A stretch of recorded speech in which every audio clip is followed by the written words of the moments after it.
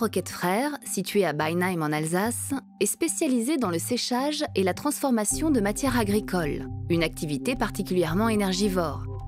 Ses responsables se sont naturellement intéressés aux travaux de recherche sur la géothermie profonde menés en Alsace, travaux grâce auxquels le groupe ES a acquis une expertise unique en Europe.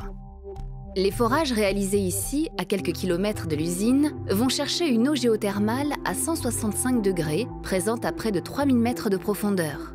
L'objectif pour Roquette Frères, tirer parti de cette technique pour maîtriser sur le long terme son empreinte environnementale et ses dépenses énergétiques. La maîtrise d'ouvrage de ce chantier est assurée par Ecogy, une société dont le groupe ES, l'industriel Roquette Frères et la Caisse des dépôts sont les actionnaires. Et c'est une filiale du groupe ES Géothermie, qui assure l'assistance à maîtrise d'ouvrage. C'est aujourd'hui le seul spécialiste à maîtriser de bout en bout ce type de projet en bassin d'effondrement et à avoir des références opérationnelles avérées. La démonstration en a été faite à Soultz-sous-Forêt, un site mondialement reconnu par la communauté technique et scientifique. Un matériel impressionnant est acheminé sur le chantier par près de 90 camions. Le montage de la tour de forage dure une dizaine de jours.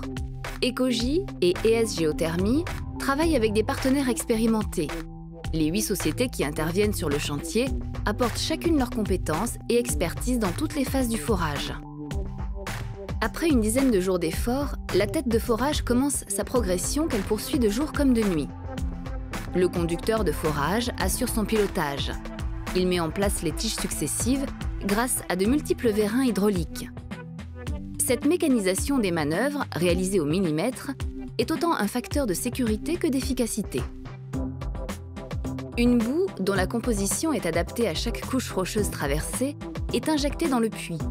Elle a pour mission de refroidir les outils de forage, mais aussi de capter les débris minéraux et de les entraîner dans son flux jusqu'à la surface.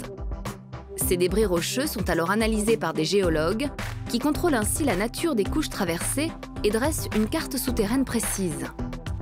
Pour les aspects géologiques et sismologiques, ES Géothermie collabore étroitement avec des équipes scientifiques de l'Université de Strasbourg.